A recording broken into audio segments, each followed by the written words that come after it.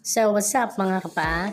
Isa na namang magandang umaga. So, samahan nyo kami sa aming paglalakbay dito sa isang natatagong isla sa Pangasinan. Okay. So, ayun, may dala kaming pagkain, syempre. Ayan, nagre-ready na kami para umalis, pumunta doon sa isla.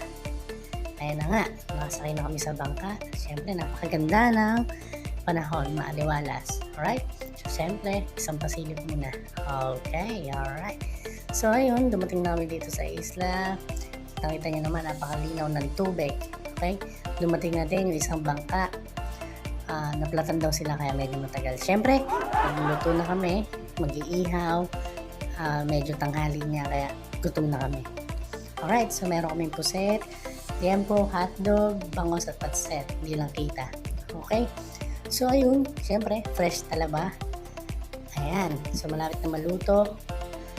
Alright, so, ayan, isang pasilip mong nasa mga kasama, si Joanne, syempre, si Matet, dumayo lang sa isla para mag-text. Alright, so, ayun, si Uncle Ronnie, syempre, si Pukaw, ang kapitan.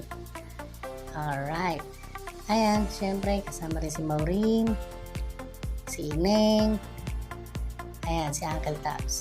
Oh, ang sarap ng talaba. Yan, si Uncle Tab, yung chipmate. Alright. So, ayun, si Yuri, si Eli, at ang kanyang asawang si Rostom. Ayun na nga, kumakain na kami. So, pagtapos na, naligo na kami. Ayan, okay, ito, isang pasilip dito sa isla.